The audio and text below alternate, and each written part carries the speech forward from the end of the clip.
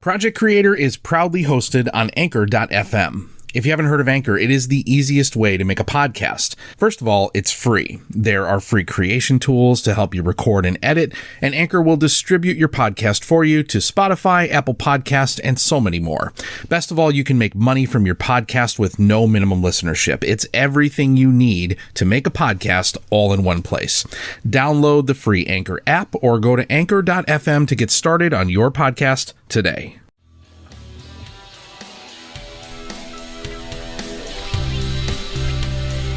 Thank you for listening to Project Creator. My guest this episode is writer and editor Diane Telgen.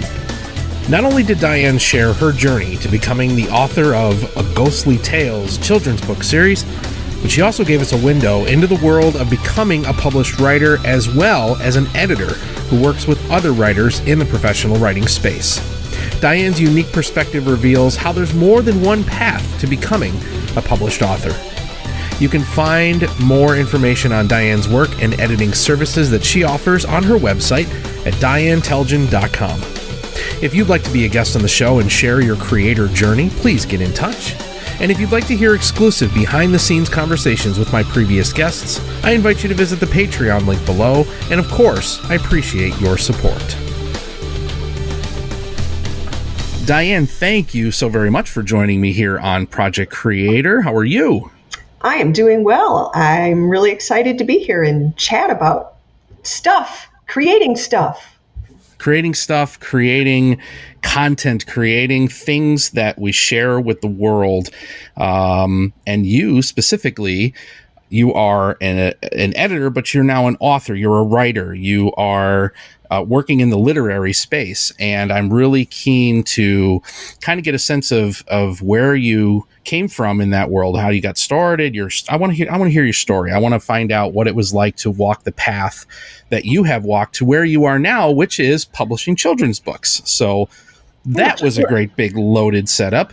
Why don't I turn it over to you for just a moment if you want to perhaps introduce yourself, give us a little bit of your background, who you are, what you do, and who is Diane Telgen?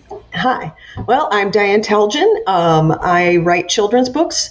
Right now, so far, I've published 3, I like to call them nonfiction collections. They're in the series called Spooky America from Arcadia Children's Publishing, and they are all ghost stories. But they're told, I like to approach it from a lens of telling history because my background is in writing reference books and writing history and writing biographies.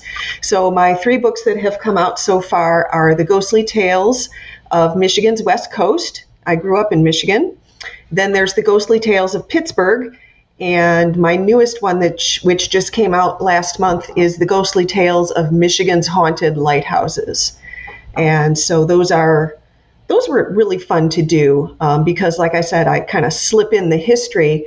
When I do autographed copies, my go-to phrase is that ghosts are just history trying to get our attention. Because when I'm telling ghost stories, stories about ghosts that have been first started appearing 100 years ago, I have to tell about the life behind the ghost. And so I have to tell about the history of where these ghosts came from. And that's just really exciting to me. That's a very interesting tack too, because you're trying to create something that I think is got to be right. You're a children's author, so you got to have compelling. You got to catch their attention. Oh yeah. But then you've got to be able to present the information. I imagine it's got to be a little bit of maybe walking a fine line. Like, what is your target age for these books? I would say the age, I could pull out a book and look at what the marketing target has said, but it's generally what we in the business call middle grade, which would be maybe 8 to 12 years old, independent readers. The thing I really like about these collections is it's not one long story. It's a series of connected short little chapters about there's a ghost here and there's a ghost here and there's a ghost here. And there are certain things that thread all the way through. So in the Lighthouses book, I'm always talking about life on the sea in the great, the sea.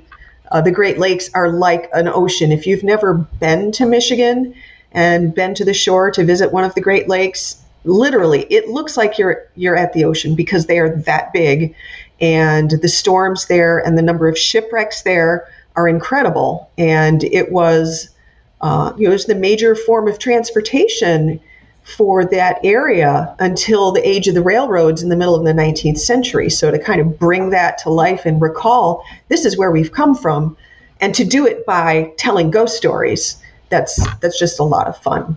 And I see now that makes a lot more sense to kind of take the pieces, right, and put something in front of this young reader's eyes that is going to hopefully engage them, catch their attention, make them want to read more. Hopefully we're educating them a little bit. We're giving them some history. We're giving them some context to a ghost story.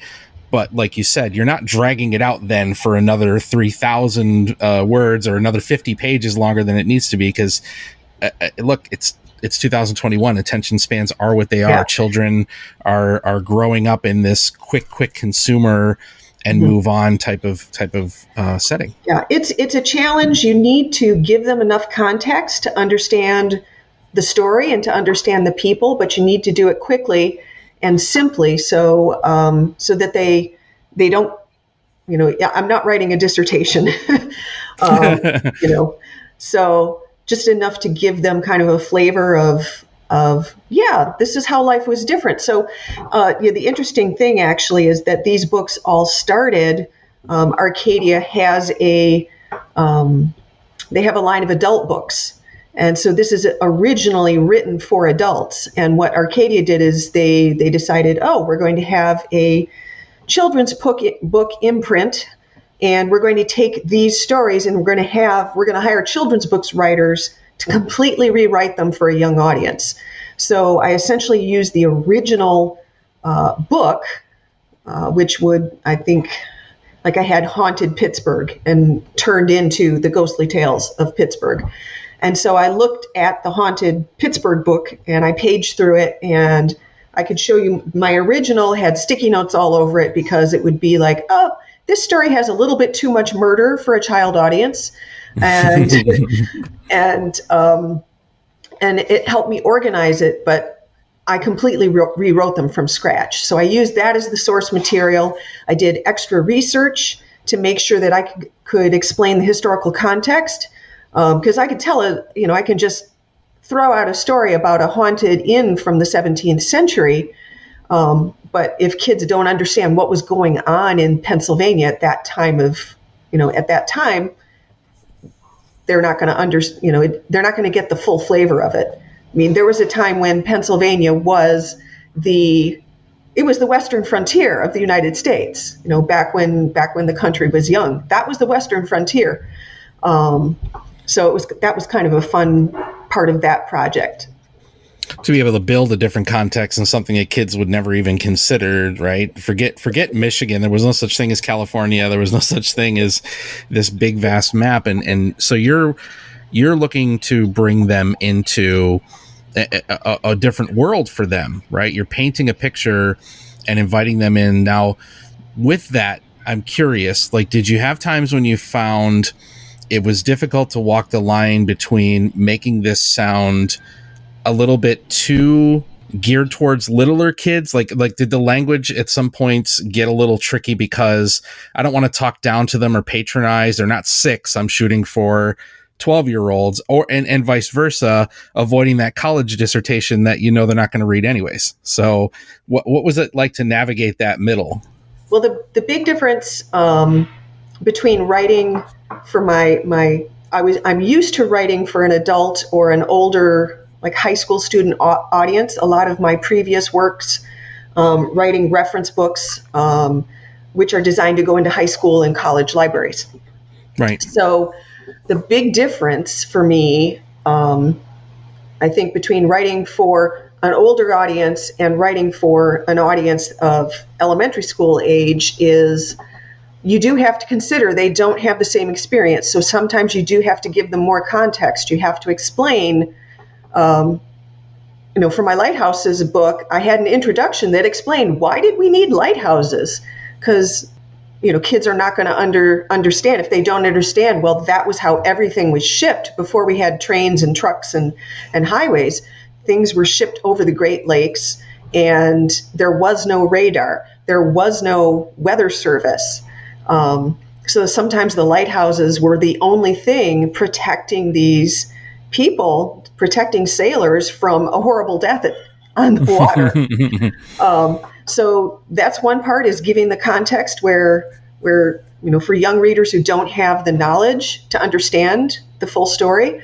And then there's the bit about the vocabulary. You want to make sure that the vocabulary is appropriate, and you want to include a lot of fun language, throw in a lot of fun details.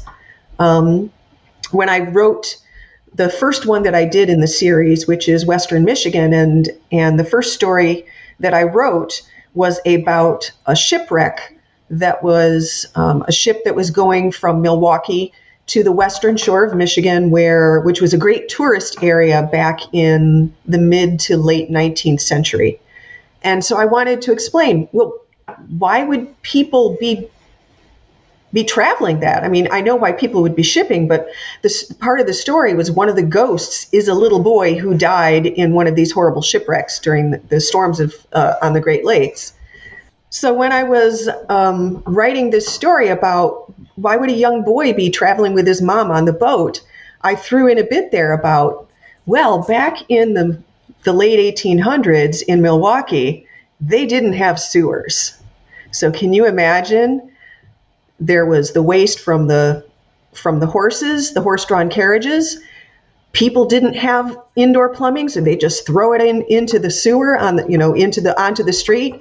Then there were all the meat packing places, and so all of that stuff goes into the rivers. So I threw in that little gross detail because a 12-year-old is going to. Like the potty humor. Yeah, I always tell people, my inner child is a 9-year-old boy who thinks fart jokes are the funniest thing ever. Because, I'm sorry, if just because you grow up doesn't mean you can't still be immature. Well, and I'm sure that's got to go a long way towards helping you navigate where their headspace is, right? If you can think on that level.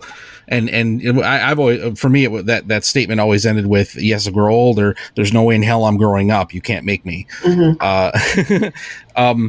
And having a 12-year-old myself, the last one, now she's my youngest. I've had a bunch of 12-year-olds in my life. And I've seen that all along, of how to push that button and get them to pay attention, at least for a few minutes, to try and teach them something. So you mentioned to me previously that this is essentially work for hire. Help me understand that context, because a lot of times, and the folks that I know in my personal life that have been authors and writers and published their own work, it's very much like an independent thing where I just decided to write this book, or I learned creative writing in college, and I knew that I wanted to publish this novel. But your entry into this space was from a professional standpoint, and I'm really curious to hear how that came about. Yeah. So just to give you the technical terms, work for hire is essentially when a company and all of my reference books were like this. So I wrote a reference book on the Brown versus Board of Education decision. I wrote a history reference book on the Gilded Age, and those are sold just into libraries, pretty much. My friends would say, "Oh, can I order a copy of your book?" And I would tell them, "No, because it's $50. It's sold into libraries. Just go to your library and get a copy."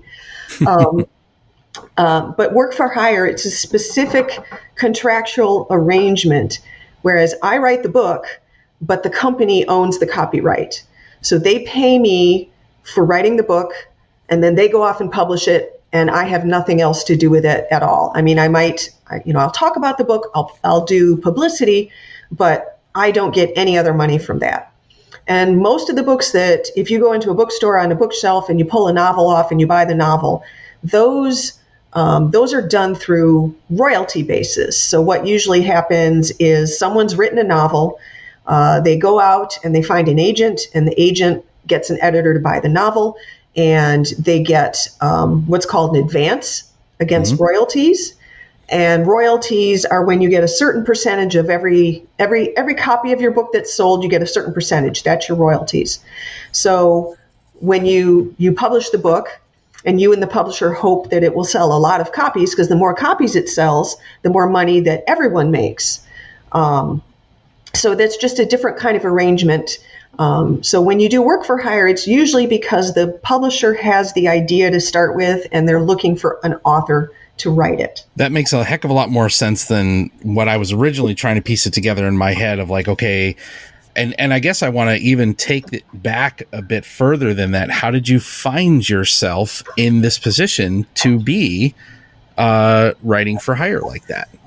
Well, so despite what my mother told me, I majored in English in college because she would say, what are you going to do with an English degree? Because you don't want to be a teacher. And I had to eventually admit she was right. I got my certification and decided, no, I don't want to be a teacher. And I started working for a reference book publisher in Detroit named Gale. Now they're part of Gale Cengage. They've been bought out by different conglomerates, but they were originally a really small company that was founded by a single guy in Detroit who wanted a certain reference book, and he couldn't find it on the shelf, so he decided to do it himself. And so when I started working there, I was working on a series called Contemporary Authors, and it was my job. The series was sold to libraries, and we'd put out 3 or 4 volumes every year, and each volume would have profiles. It would be kind of a combination of a who's who entry with all the various specifics of, birth date, death date, career, a bibliography.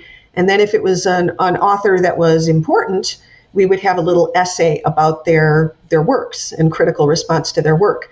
And not every author in the series got an essay because we would cover, any kind of author. If you were an academic, a professor writing history, and the only books you sell are by this really obscure university press, we're still going to do an entry on you. And then we'd also do entries, some of the entries I got to do. And the best part of this was I would get to correspond with them at the end to send them a copy and say, hey, does all this look cool? Arthur C. Clarke, the science fiction author. No kidding. I did all 6 Monty Python. Yeah, I got to spend a month writing about Monty Python for publication, and none of them ever wrote back to me, but the big ones often didn't. One time I mailed an entry to R.L. Stine, the very famous children's author and author of Goosebumps. And so I did that for about 10 years. And then I left the company. My husband got transferred to London, England. So we took the family over there, and I started working freelance.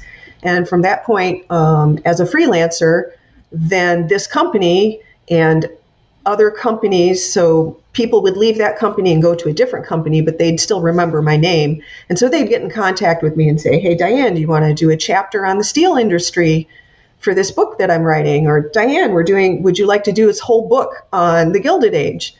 And so that's how I built up my credentials in the reference book space.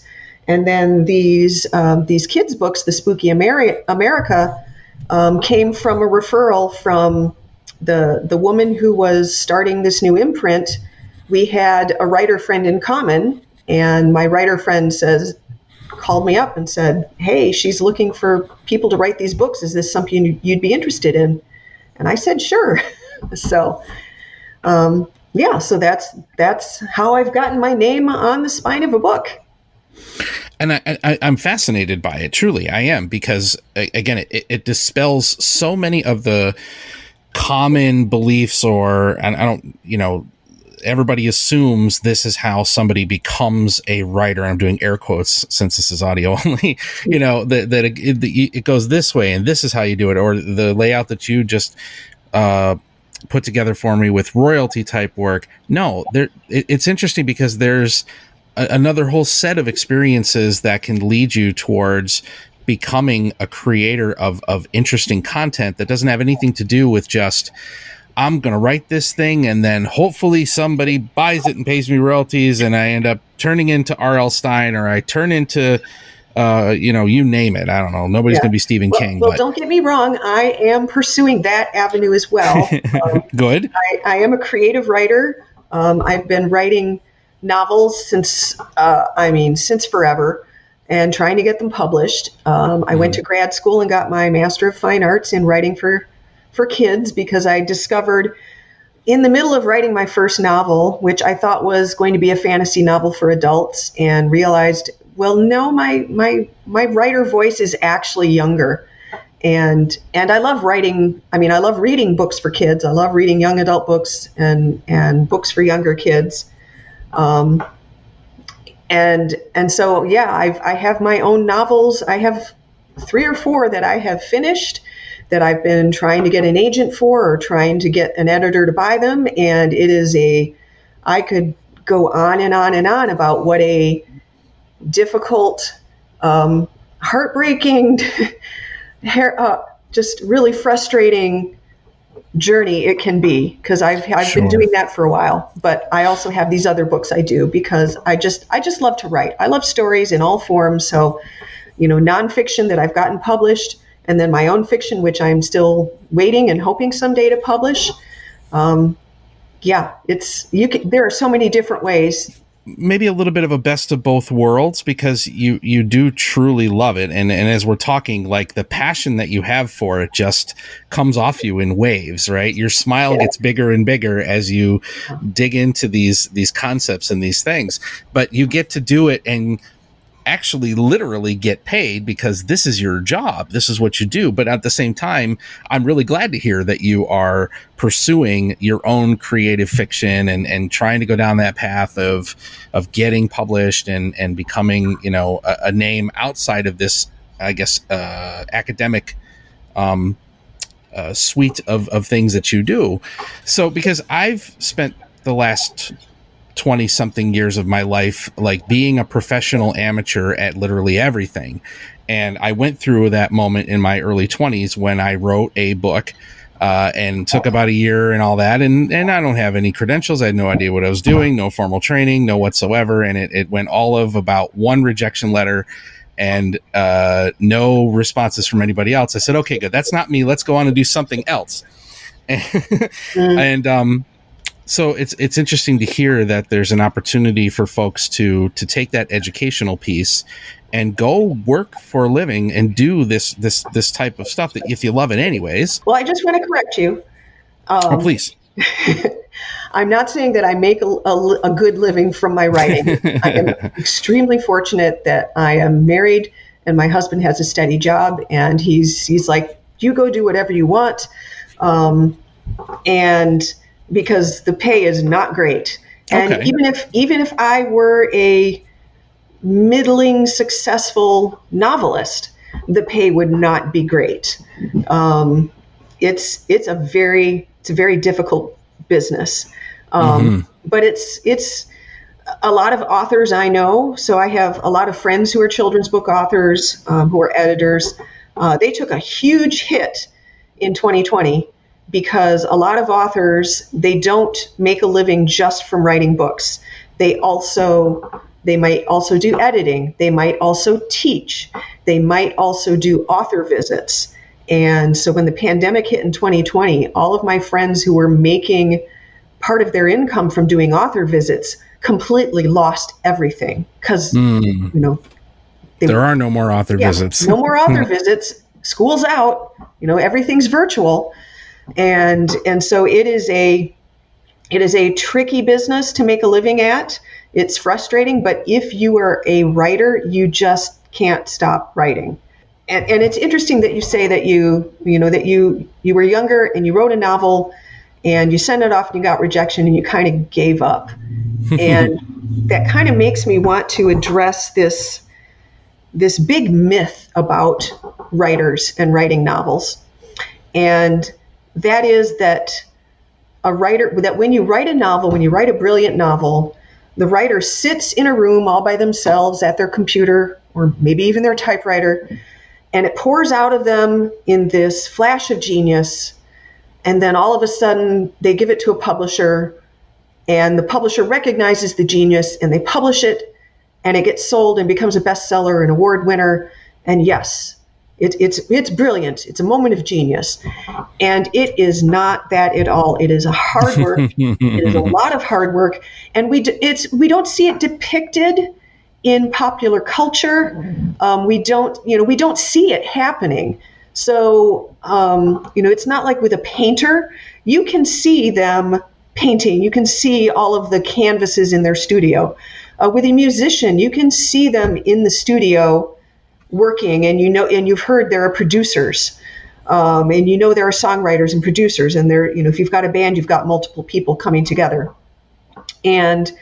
But with writers, people think, well, there's just the writer, there's just the name on the book. But I invite you, if any novel that you really enjoy, to go back and look at the acknowledgments, because usually that novel has gone through, it's going to go through at least 2 or 3 revisions, maybe more, because what generally happens, and I'm not saying there are some people who are just geniuses and everything, they can vomit onto a page and it's going to be brilliant.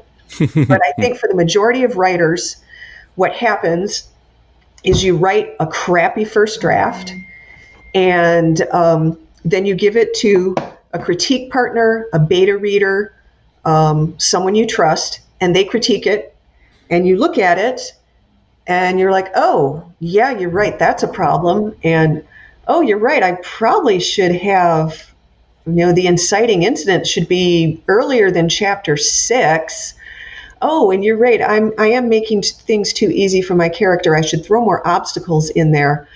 So then you do that a couple of times, and then if you have an agent, maybe your agent goes through a revision for you, and then you sell it to an editor at a publishing house. You're going to go through 1 or 2 revisions with the editor, and then it gets copy edited, and a copy editor goes through and they check the grammar and the spelling, but they also do things like make sure that if your character picks up a dagger in chapter 3, that they are not attacking with a sword in chapter 5.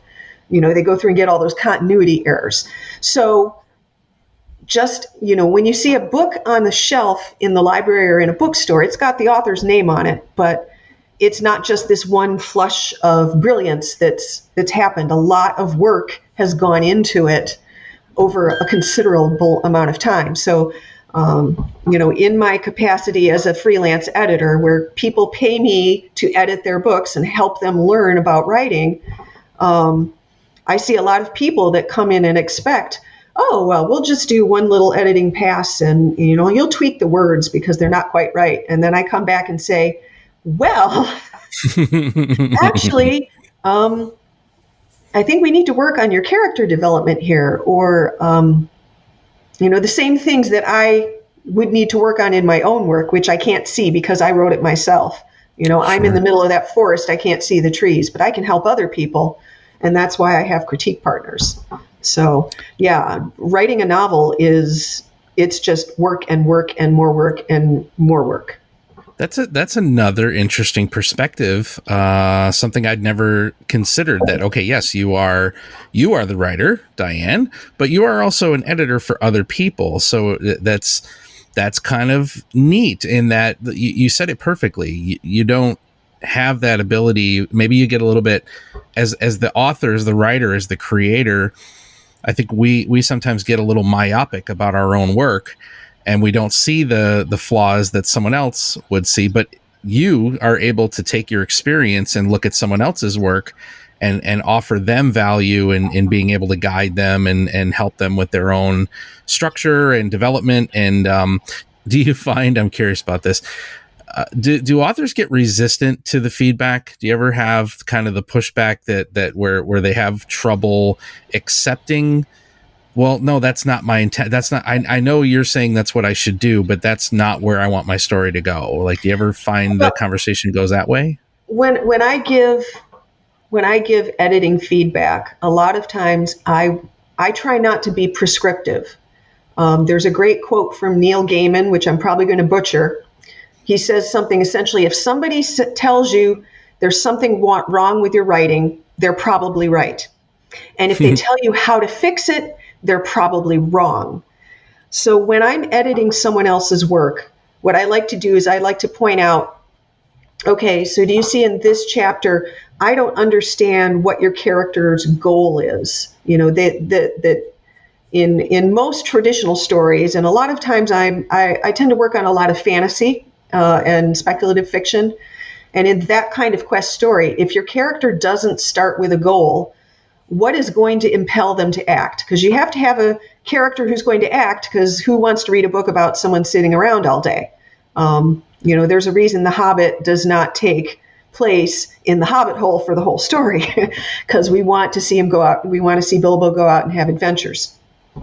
So a lot of times I try not to say, you know, so I'm seeing this problem and this is what you should do to fix it. I'll say, right. So I think this is a problem and this is why I think it's a problem. And I'll give the theory behind, you know, your character isn't really doing anything here in this chapter. What's happening in this chapter is all talking and nothing is really changing. So do we need to keep this scene?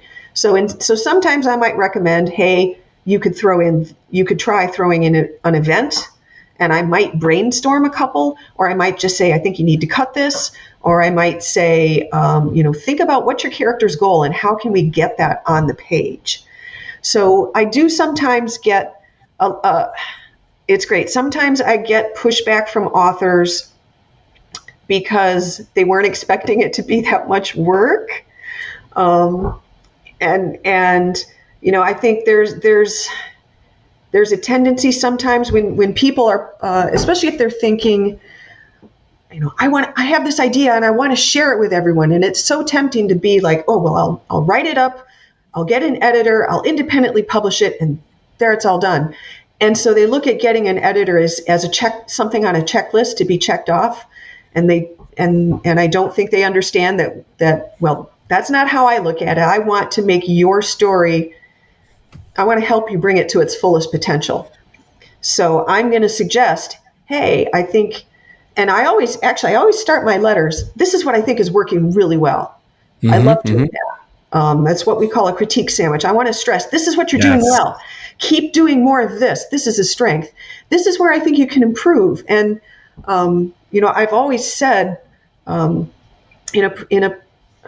a decade ago, I was actively training in Taekwondo, and so I was an instructor.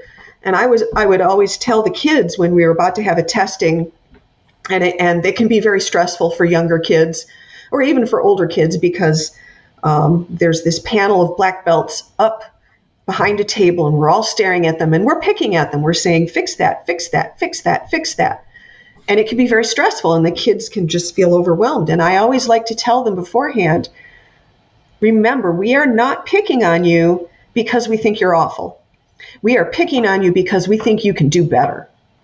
And that's kind of the approach I take when I'm editing. So, and I also try, I'm speaking pretty frankly right here, but when I'm writing an edit letter, I will be gentle. I will say, hey, I like this bit. I think you could do this. I think this needs work. And this is how we could change it. And it sounds like you have that ability to frame it as a question, a query, which perhaps, gets them to not throw their guard up immediately. Saying that I don't quite understand what's happening here.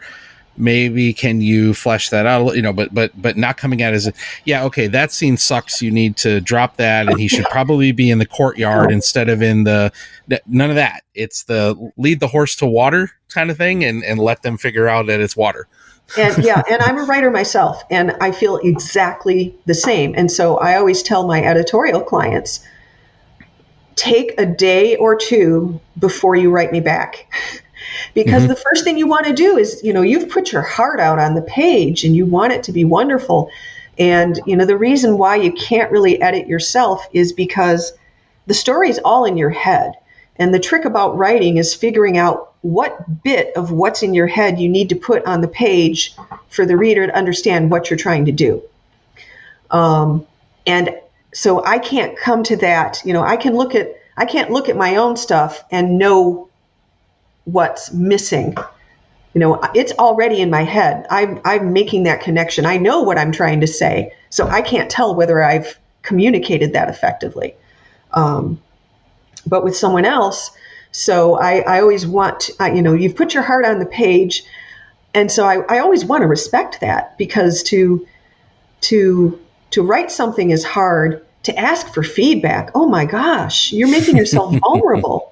And then you're paying me for it. I mean, I feel, I have responsibility. I want to, I see it as I'm being a teacher. I'm helping you learn how to do, how to make this piece better, how to make your writing better. And, I never want to make someone, occasionally I'll get a client. I had someone that, I gave her my assessment, and I said, I think you've got some great things here. I do see these few things as a possibility. I think you'll need to do some work. And she came back and she said, oh, so I should just give up then. I'm like, no, please, no. That's not what I want you to take away from this at all. But, like I said, and when you said that you had a rejection, and so you thought, oh, well, this isn't for me. And no, that's not what writing is. When you're trying to write for publication, the real writing is in the revision. That's the biggest takeaway from 2 years of my master's degree. I had 4 different advisors, and every time they gave me feedback, I would read it and I would just want to slam my head into my laptop and go, why am I doing this? I can't write. What am I thinking? What am I trying to do? And then I would take a breath and it'd be like, okay, I see where they're getting at. Oh, I see what they mean. And then I would get excited, because then I would know, oh, I can make it better. That's great. So when I can connect with a client that way, and I give them an edit and they come back and they say, wow, that you blew my mind, and this is a lot of work, but I'm so excited to do the work. That's when I feel like I've really done a great job. Interesting observation from something you said a moment ago that ties back to something you said near the beginning of our conversation, which is you positioned yourself for a moment there as seeing yourself as a teacher in that moment. And yet when you first started out and you had gotten your degree and your mother said, what are you doing? You're going to be a teacher? You don't want to be a teacher. And you found out very quickly, yeah, you know what? She was right. I don't want to be a teacher. But wait a minute, here you are still finding that way. You didn't want to be a teacher in the traditional sense in a classroom with a bunch of kids or a bunch of adults and lecturing. None of that. You're teaching people in your way. You're teaching people from the perspective and skill set of the thing you love doing. So it's funny, you are teaching people. Well, yeah, I'm teaching people one-on-one. And I mean, for one thing, when I graduated college, I was in my early 20s. I had absolutely no patience. I was young and immature, and I had no patience for garbage. And so the idea of trying to manage a classroom, especially high school, because that's what I got my certification in, was in secondary education. And I was like, I do not have the patience for this. I'm going to end up screaming and throwing books and erasers at people.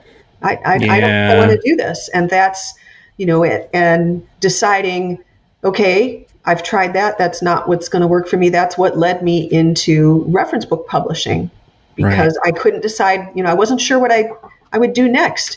And so I went to my university's career center, and they had a book of mentors. And you could go through and, oh, here's someone who's in the publishing industry. I'm like, oh, well, that sounds interesting. Let me talk to her. And through her, I got my first job. And now years later, I'm publishing my own books, and I'm also teaching people what I learned, because the other thing that I've learned about teaching, and I learned this when I was a Taekwondo instructor, is you learn more when you have to teach something. You learn it better. Mm-hmm. So whenever I do an edit for someone else, it teaches, it helps me reinforce what I already know. Sometimes it helps me articulate things that, I kind of had an inkling of what they were in my head, but now I've actually got to put it down on paper because I have to communicate it to someone else. So I feel like editing other people, makes me understand writing better. And each one of those individual experiences along the way hones the skill, hones the instinct, adds to the scope of your experience.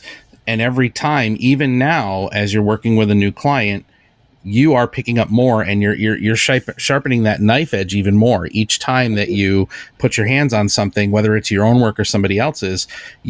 What I'm hearing is that you just keep building and learning and helping other people learn. And again, just the enthusiasm that you seem to have for it is just, it's great. It's great to watch you bounce in your seat and just talk about, right. So I'll pivot and didn't say anything about this in the beginning of our conversation, but Diane, you and I have been acquaintances, friends, internet connections for the better part of at least 15 years, if not longer than that. And so we've kind of, you've watched some of the things that I've done over the years and the different projects that I've stuck my toes into. I've watched you move through, and it's interesting because when I first met you, you were a very critical personality on a message board. We met on a message board, right? Way God in the old days when the BBB message boards, and we were all talking about movies and television and nerdy stuff. And you played a very interesting role in that group as being the grammatarian. You were the one that insisted upon intelligence in our conversations, which was difficult sometimes because there were some real characters in there. Yeah, I was an obnoxious hard ass about it. I don't remember if you ever were identified as a grammar Nazi or not, but I just remember that you were always an interesting addition to the conversation because you always insisted on, we can be a little bit better. And I always kind of appreciated that about your input, was that even though we're a bunch of big fat nerds sitting around talking about some stupid Spider-Man movie or arguing about some character plot point, you were in there kind of guiding a lot of these conversations towards, or I should say, away from the mundane and the guttural. That was my original impression of you. Yeah. I mean, I wouldn't want to give people the wrong idea because, like I said, I do enjoy a good fart joke, and I have kept my vocabulary clean because I don't know what kind of ratings you're going for, but there's nothing I get a kick out of R-rated movies and British people swearing. Oh, I just I have a lot of fun that way, and I am a geek, but yeah, I did feel sometimes. And I don't know if it's because I was one of the few women on the boards, and I felt kind of that like that hall monitor or room mom. A little bit sometimes, yeah. I think that the group benefited from it though, because again, there was such a cast of characters that we all got to know each other a little bit, and there were rivalries, and there were some folks I really didn't get along with. Certainly some people couldn't stand me, which is understandable. I can't stand me half the time. I get it. But to now look and all these years later and see that you are really putting forth this passionate work that you do, whether it's in this professional space or again, your own pursuits of writing your own novels, you're the same Diane that I knew 15 years ago. You are just that smiling, radiant, like tour de force of positivity, who likes a fart joke and can argue about Monty Python. Yeah. Well, it's funny because people say, people will sometimes say, why do you write for kids? Why write for kids? Aren't you going to grow up someday and write for grownups? And number one, how dare you? It's actually harder to write for kids. Especially writing a picture book. Someday when I grow up, I'd like to write a picture book. Those are really hard to write. To write a complete story in 500 words, wow, that's tough. I've played with them, but nothing yet that will see the light of day. But that's the thing that I've learned as I get older is I don't really feel older. You see the numbers tick by, you have a birthday and you're like, oh, another orbit around the sun. I've leveled up. AARP is starting to call. But I don't feel like I'm any different than I did when I was 25 or 30 or 35. I just have more experience. I've got more patience, I think, with people. I never bring out the grammar paddle anymore. I used to do that back on the Corona coming attractions boards. It's like, someone's deliberately being ungrammatical. SWAT. I'm bringing out my grammar paddle, and I don't do that anymore because life's too short, and you never know who is doing text to speech. Well, and look, I never saw it as anything other than, because, like I said, everybody in that group, and I'm still connected with most of them, right? There's a whole bevy of them that I'm still good friends with to this day.